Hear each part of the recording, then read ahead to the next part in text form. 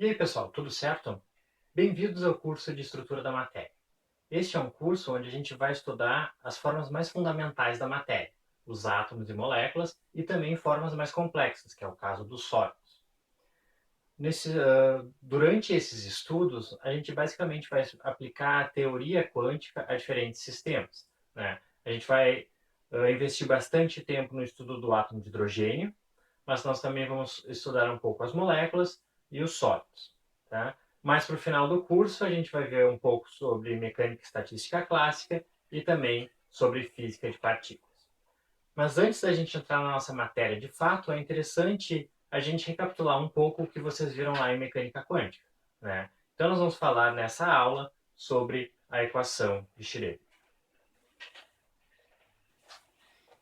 Nós vamos começar considerando o caso mais simples possível, onde eu tenho um sistema de uma única dimensão que é composto por uma única partícula de massa m. E essa partícula ela está sujeita a um potencial que eu chamei aqui de V. Esse potencial, então, ele pode depender da posição e pode depender do tempo. O que a gente quer, no contexto da mecânica quântica, é determinar quem é a função de onda dessa partícula quando ela está sujeita a este potencial. Essa função de onda aí é que vai nos dar as informações sobre o sistema. Então, para encontrar a função de onda que eu chamei de psi, que é uma função da posição e do tempo, a gente precisa resolver essa equação diferencial parcial, que é a chamada equação de Schrödinger. Então, a equação é a seguinte, né? Menos h cortado ao quadrado dividido por 2m, né? H cortado ao quadrado é uma constante, m é a massa da minha partícula, vezes a derivada segunda, a derivada parcial segunda em relação a x da função de onda, mais o produto do potencial vezes a própria função de onda, isso deve ser igual a IH cortado vezes derivada parcial em relação a t da função de onda psi. Tá? Então, esse tipo de equação diferencial, em que eu tenho uma equação diferencial parcial, normalmente é resolvido através de uma técnica chamada de técnica de separação de variáveis. Né? Basicamente, o que eu vou fazer é supor que essa minha função psi ela pode ser escrita como um produto de duas outras funções. Uma que depende só da variável x e outra que depende só da variável t. Então, o que eu vou tentar fazer é supor que essa função psi de x e t aqui, ela pode ser escrita como uma psi x vezes uma φ de t. Tá?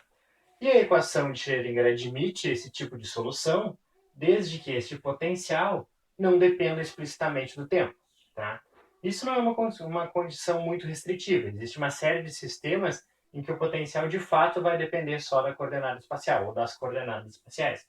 Então, esse método aqui vai se aplicar para vários casos de interesse.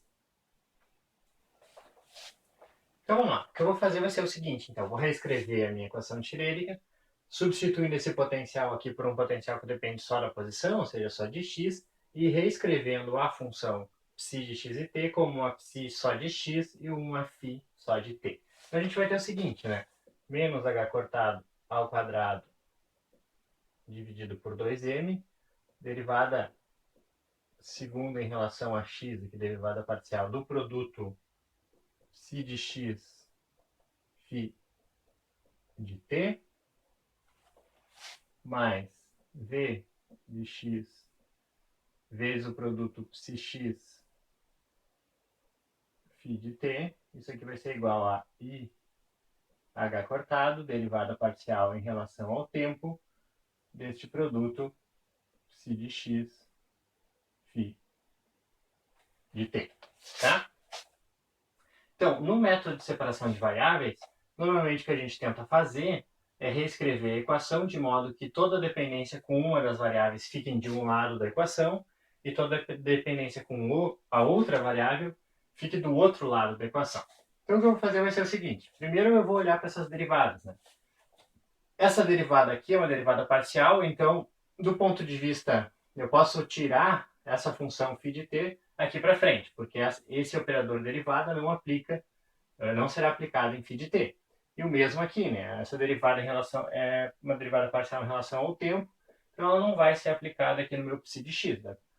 Então, o que eu vou ter vai ser o seguinte, menos h cortado ao quadrado dividido por 2m, φ de t, derivada segunda de psi em relação a x, mais v de x, psi x, φ de t. Isso aqui vai ser igual a IH cortado, psi de x, derivada parcial de φ em relação a t, tá? E agora o que eu vou fazer agora é dividir toda essa expressão pela própria psi de x e t, ou seja, dividir a expressão por este produto dessas duas funções. Então vamos lá, dividindo.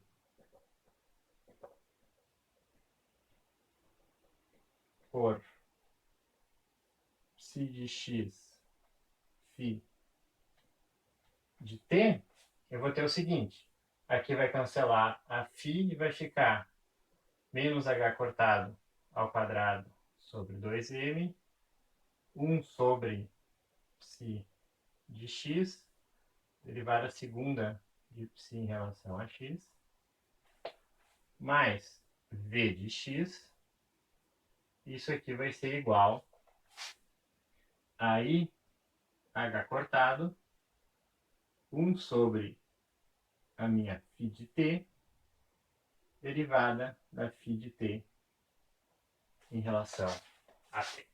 Então eu basicamente consegui o que eu queria fazer, né? Se eu olhar agora para esta expressão aqui, eu tenho uma quantidade aqui do lado esquerdo da igualdade que depende apenas da variável x e outra quantidade do lado direito que depende apenas da variável t.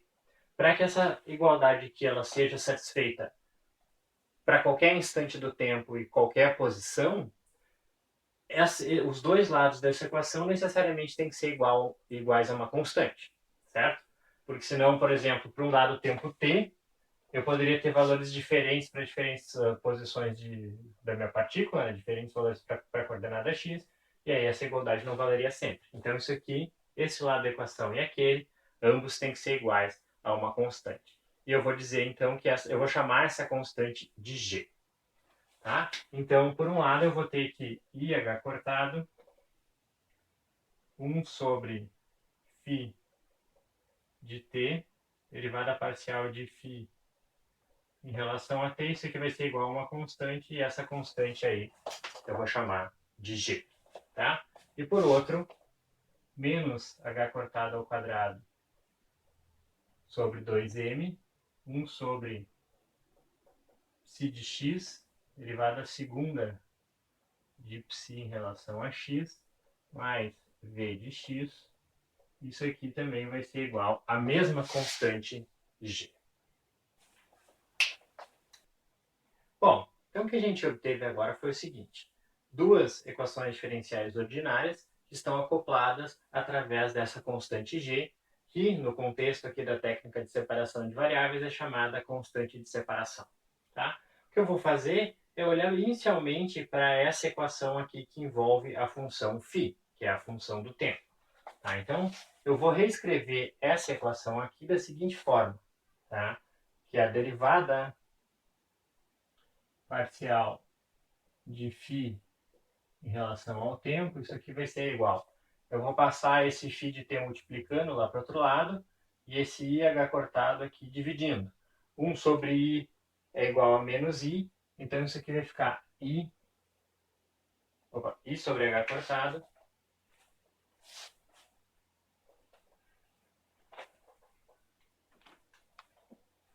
menos I sobre H cortado, vezes φ de t, vezes a minha constante g. E essa equação diferencial aqui eu sei resolver, né? Eu vou supor uma solução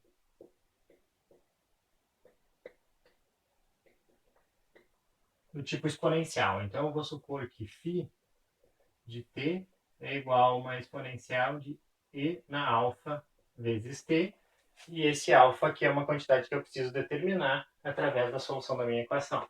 Então eu vou colocar essa minha solução que eu estou chutando lá na equação, eu vou ter o seguinte, né? A derivada primeira disso aqui em relação ao tempo vai ser simplesmente alfa vezes e na alfa t. Então, derivada parcial de φ em relação a t é igual a alfa e na alfa t. E isso aqui, e na alfa t, é simplesmente a própria função φ de t. Então, isso aqui é igual a alfa vezes φ de t. E pela minha equação diferencial, isso deve ser igual a menos i sobre h cortado φ de t vezes g.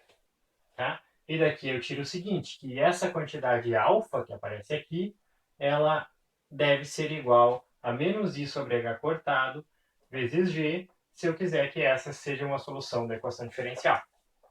Então eu tenho que a minha função φ de t igual a e na menos i sobre h cortado gt é uma solução para essa equação diferencial aqui, tá? E agora, o que eu posso fazer é tentar interpretar quem é essa quantidade g aqui, né? Isso aqui, essa exponencial imaginária, é uma solução ondulatória, tá? E eu posso reescrever isso aqui como uma combinação de um seno e um cosseno, né? Então eu poderia escrever esse meu φ de t aqui como um cosseno de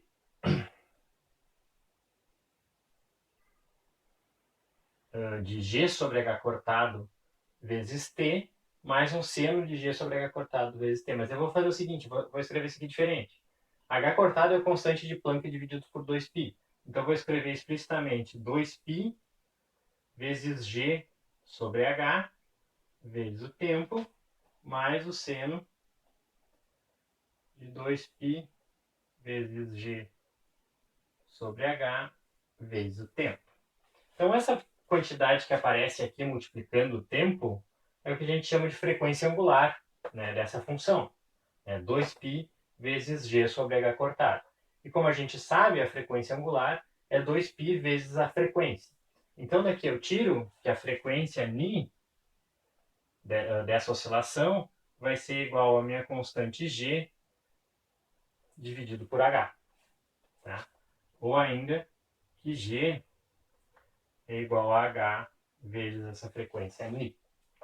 Agora, se eu lembrar do postulado de Einstein-de Broglie, quando eu tenho lá uma onda com uma certa frequência, a energia associada a essa onda, uma onda eletromagnética, por exemplo, vai ser H cortado, H vezes a frequência, né?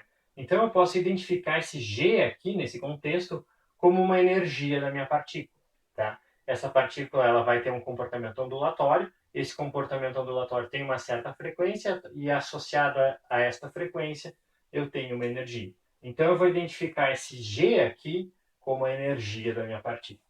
E eu vou chamar essa energia de E. Tá? Então, a minha constante de separação G, na realidade, vai ser a energia, mais especificamente a energia total da minha partícula. Bom, agora a gente vai olhar para outra equação diferencial ordinária que saiu lá da nossa separação de variáveis. Né? Então a gente separou aquela equação diferencial parcial, que é a equação de Schrödinger, em duas equações diferenciais ordinárias. Uma é essa aqui, que eu acabei de determinar que é a solução, essa exponencial imaginária, e a outra é essa equação aqui. Né? Como a gente viu, a gente pode identificar essa constante de separação com a energia total da partícula. Então, eu posso dizer que isso aqui é igual a E. E aí, o que eu faço aqui, o que eu vou fazer é multiplicar essa equação por psi de x.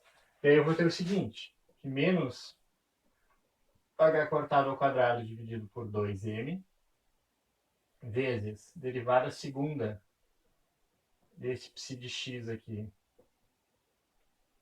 em relação a x, mais o potencial v de x vezes a própria função psi de x, isso aqui vai ser igual a uma constante e vezes a função de x. Então a gente chega em uma outra equação, né?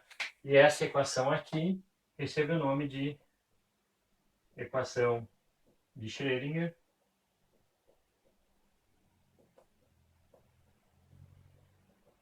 independente do tempo.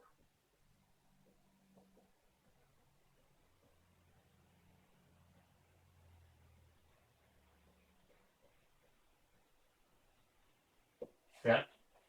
Então, qual é a ideia, né? Supondo que eu conheça a massa da minha partícula e qual é o potencial que atua sobre essa partícula, pode ser que eu consiga resolver essa equação. E durante a resolução dessa equação, eu vou determinar quem é a minha função de onda e também quem é essa energia E aqui. Tá? Se eu conheço essa energia E, eu consigo determinar a evolução temporal da minha função de onda. Tá? Então, o que a gente vai ver agora é um exemplo para um caso muito simples, né? Um caso em que o meu potencial aqui é uma constante. Tá? Ou a gente vai tratar mais especificamente do caso que o potencial é nulo, que na prática vai ser a mesma coisa. Bom, então como exemplo vamos considerar o caso de uma partícula que se move em uma única dimensão e não está sujeita a nenhuma força, ou seja, o potencial que atua sobre essa partícula é um potencial constante. Né? Então, o meu V de x aqui é igual a uma constante e, portanto, a força F que atua sobre essa minha partícula, que é menos a derivada do meu V em relação a x, isso aqui vai ser igual a zero. Tá? Então, o que eu tenho aqui é uma partícula livre em uma dimensão. Se eu for olhar para a minha equação de Schrödinger, eu vou ter o seguinte, né? A minha equação de Schrödinger, independente do tempo, vai ficar assim.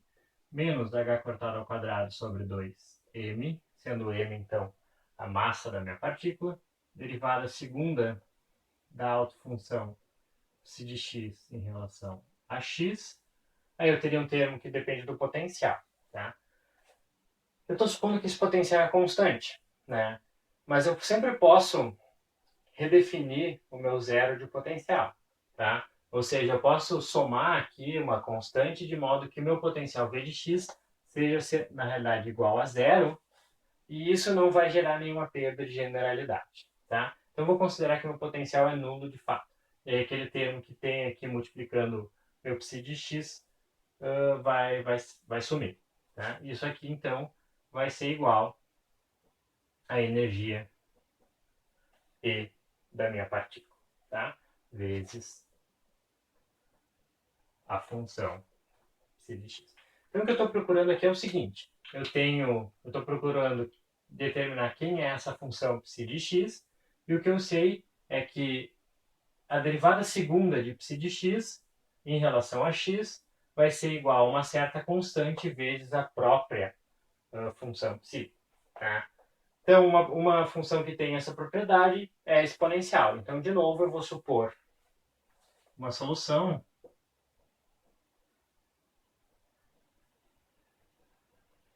desse tipo aqui. Eu vou supor que meu psi de x é igual a 1e na alfa vezes x. Tá? A derivada primeira aqui, disso aqui em relação a x, né? Derivada parcial de psi em relação a x, vai ser igual a alfa e na alfa x. E a derivada segunda vai ser igual a alfa quadrado e na alfa x. Então, eu posso pegar esse resultado e colocar lá na minha equação diferencial. Aí eu vou ter o seguinte, né? Menos h cortado ao quadrado sobre 2m. Vou substituir essa... Opa, aqui é a derivada segunda. Essa derivada segunda por alfa quadrado e na alfa x. Então, alfa quadrado e na alfa x. Isso aqui deve ser igual a energia vezes a função psi de x. Tá? Mas eu estou supondo que a função psi de x é simplesmente e na alfa x. Então, isso aqui é igual a e vezes e na alfa x. Essas exponenciais aqui se cancelam e eu vou chegar numa equação para alfa quadrado.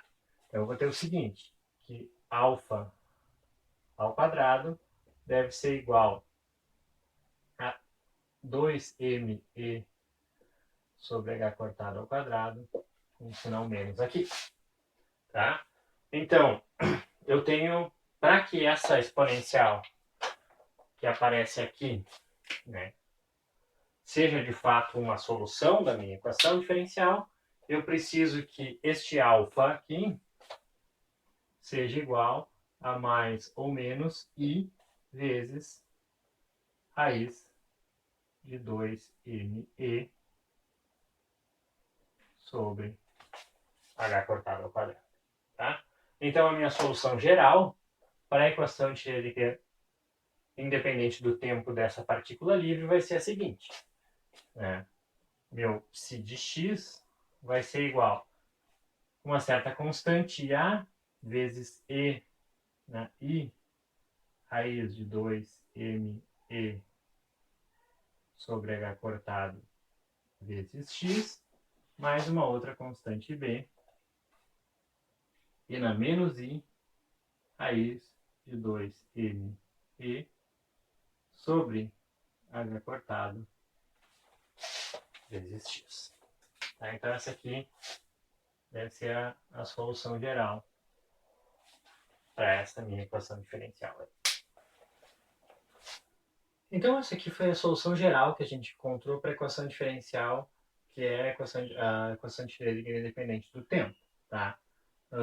Ela é uma combinação linear de duas soluções possíveis. Né? Essa primeira aqui com uma exponencial positiva e a outra com uma exponencial negativa.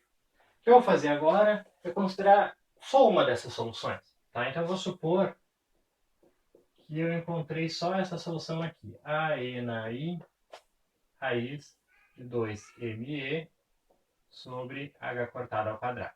Então essa aqui é a solução da equação de Schrödinger independente do tempo. Vou chamar de autofunção. Tá? Agora, como é que fica a função de onda para essa partícula? A função de onda psi maiúsculo aqui, que é uma função de x e t, vai ser igual ao produto da solução lá da equação independente do tempo por uma exponencial e na menos i sobre h cortado vezes t, certo? Então, se eu definir... Opa, aqui faltou o x, né?